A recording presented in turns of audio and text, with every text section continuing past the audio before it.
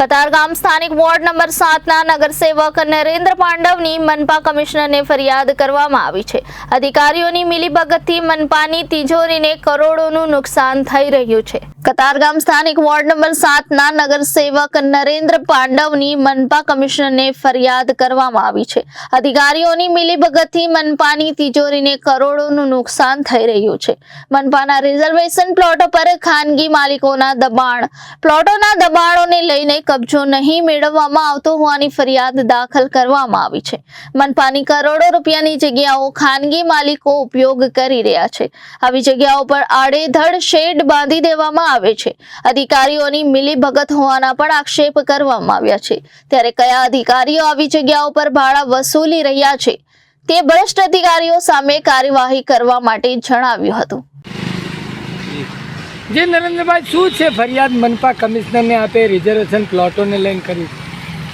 મારા કતારગામ ઝોન વિસ્તારમાં હમણાં અઠવાડિયા પહેલાં ખેડૂતો આવ્યા હતા કે નરેન્દ્રભાઈ અમે એસએમસીને કબજો આપવા તૈયાર છીએ, આપ કબજો લઈ લો અને બાકીના અમારા ખેડૂતને વધે તો ખેડૂતને આપી દો, જેથી અમે બી અમારે ત્યાં આગળ કામ કરી શકીએ। આજે ખરેખર મને એ વાતમાં હું સહમત છું, એટલે મેં અધિકારીશ્રીને વાત કરી છે। તો અમુક કબજા તો એવા છે કે સુરત મહાનગરપાલિકાની જગ્યાઓમાં આપ જોઈ શકો તો શેડ બની ગયા છે। કતારગામ ઝોનમાં વારંવાર રજૂઆત કરી છે। પ્રાઇવેટ મિલકતમાં કરતા એમાં મને કોઈ વાંધો નથી, પણ અધિકારીને શું દેખાતું નથી કે જ્યારે આ શેડ બનતા હોય ત્યારે જે કંઈ નુકસાન થઈ રહ્યું છે નાના માણસને પહેલેથી કહેવું પડશે ભાઈ રિઝર્વેશનવાળી જગ્યા છે, આપ શેડ નહીં બનાવો।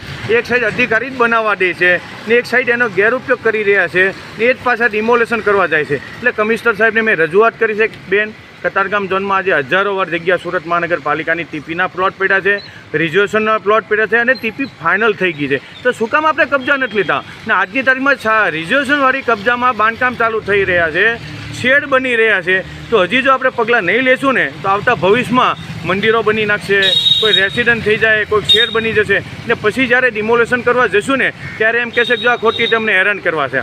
આ કબજા જો લેશું તો કબજા લેવાથી ફાયદો એ થશે કે મારી કતારગામ વોર્ડ નંબર 7માં મેં 3 કબજા લીધા, 3 જેવા કબજા લીધા એમ ક્રિકેટ ગ્રાઉન્ડ મેં કરી નાખ્યું, એક અત્યારે હાલમાં હેલ્થ સેન્ટરનું કામ ચાલુ છે, હાલમાં ત્રીજું એક સુમન સ્કૂલ આવી છે। તો આ રીતે કબજા અમે લેશું તો આજે સુરત શહેરના વિકાસના કામ અમે કરી શકશું, એના માટે મને આગળ મેં પ્રગતિ કરી છે। નરેન્દ્રભાઈ, આપે અગાઉ જે પાર્ટી પ્લોટમાં ટેક્સ મોરીનું એક મોટું કમ્પાઉન્ડ ઝડપ્યું હતું, સમગ્ર મામલે ફરિયાદ કરી હતી, તપાસ થઈ હતી અને જે પાર્ટી પ્લોટની ટેક્સ ચોરી કરતા એ લોકોને નોટિસો અને પૈસા ભરવાની નોબત આવી, ત્યારબાદ ગેરકાયદેસર બાંધકામનો મુદ્દો અને ટેમ્પરરી શેડ બનાવવાનો મુદ્દો અને હવે આ રિઝર્વેશન પ્લોટ ઉપરના દબાણ, શું મનપા કમિશનરને અગાઉ પણ ફરિયાદો કરી છે? કાર્યવાહી કેમ નથી કરી શકતી? આપની રજૂઆતમાં હું સહમત છું। મારી જનતા, મારી પ્રજા કોઈ રૂપિયો ચોરી કરવા માંગતા નથી, પણ જે કાંઈ ભ્રષ્ટાચાર કરી રહ્યા છે અધિકારી કરી રહ્યા છે, જ્યાં સુધી ભ્રષ્ટાચાર અધિકારી જેટલા વેરા બિલ આપે, લાખ રૂપિયા આપો તો લાખ રૂપિયા તૈયાર છે ભરવા,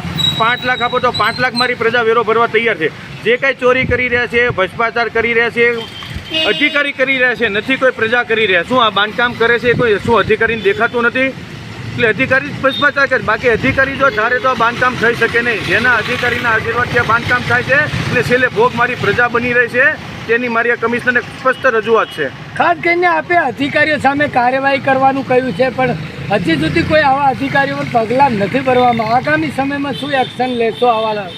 આપની રજૂઆત છે કે હમણાં અઠવાડિયા પહેલાં મને 60 ગેરકાયદેસર બાંધકામની રજૂઆત હતી, એટલે મેં કમિશનર સાહેબને કીધું કે જો કતારગામ ઝોનમાં જો 60 ગેરકાયદેસર બાંધકામ થતા હોય તો પછી આપણે પ્લાન પાસ કરવાની કોઈ જરૂરિયાત છે જ નહીં। બધાને અનલીગલી કરવા દો કાં પછી બંધવા દો કાં બધા માટે ન્યાય સરખો રાખો બેન, જેથી વિકાસ થાય। આપણે સુરતને સારું કરવું છે, સુરતની પ્રગતિ થાય એવું કરવું છે અને સુરતમાં ગાર્ડન છે, સ્કૂલો છે, એ બધું બનાવવા માટેની આપણી જોશે। તો જ્યાં સુધી જગ્યાઓ આપણી પાસે નહીં હોય ત્યાં સુધી બનાવી નાખીએ ને જગ્યાઓ ખરેખર હજારો વાર પડી છે, શું કામ કબજો નથી લેતા એસએમસી અધિકારી?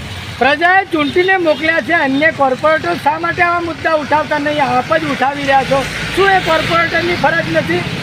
મેં તમને અગાઉ પણ કીધું, અત્યારે પણ કહું છું, મને કોઈ ગેરકાયદેસર બાંધકામમાં કોઈ રસ નથી।